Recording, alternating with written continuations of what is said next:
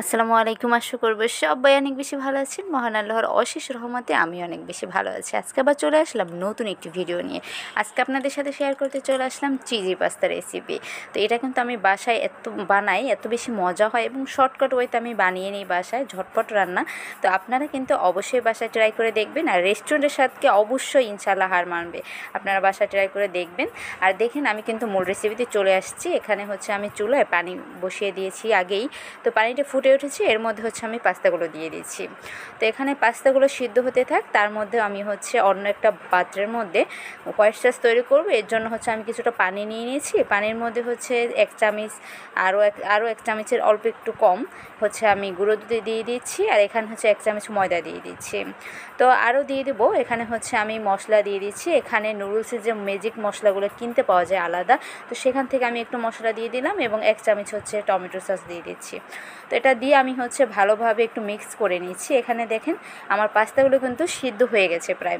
এখানে কিন্তু একদম ফুল সিদ্ধ করা যাবে না, এখানে আপনি হচ্ছে 80%-এর মতো সিদ্ধ করবেন, বাকিটা হচ্ছে আমরা হোয়াইট সস দিয়ে পরে আবার রান্না করব, তখন হচ্ছে সিদ্ধ হয়ে যাবে। দেখুন আমার পাস্তাগুলো কিন্তু সিদ্ধ হয়ে গেছে। আর আমি এখানে কিন্তু এখন চিজ দিয়ে দিচ্ছি। এখানে আমি মজারেলা যে চিজটা আছে ওইটা হচ্ছে আমি ছোটো ছোটো করে কেটে এটা হচ্ছে দিয়ে দিচ্ছি এর মধ্যে।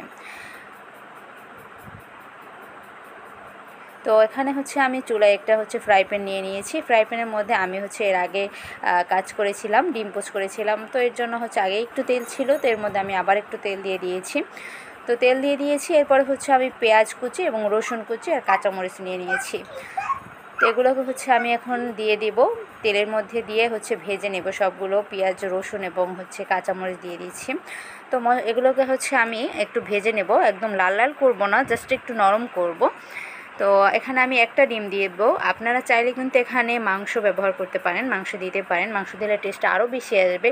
তো আমি আজকে দিলাম না, আজকে আমি ডিম দিয়েই করব। শুধু ডিম দিয়েও কিন্তু অনেক বেশি মজা হয়।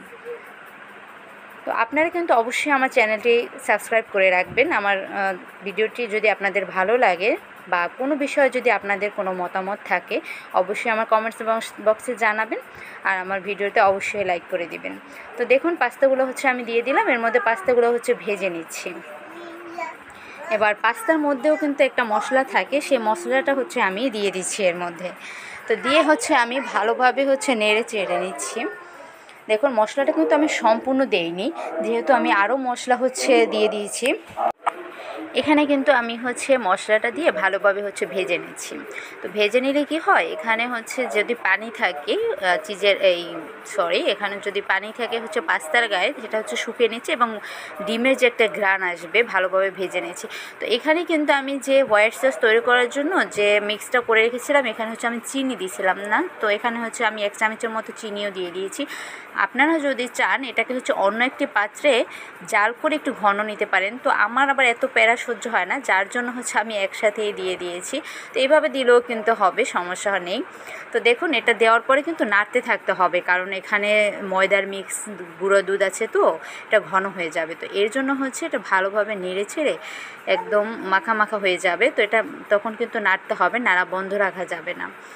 তো দেখুন আমার এই সসটা কিন্তু এখন খুব ইয়াম্মি হচ্ছে না দেখতে, আস্তে আস্তে কিন্তু খুবই সুন্দর হচ্ছে। আর দেখতেও যেরকম মজা, আর এটা খেতে এত বেশি মজা, আপনারা বাসায় যদি না তৈরি করেন বুঝতেই পারবেন না। তো দেখুন আমি কিন্তু লবণ দিতেই ভুলে গিয়েছিলাম।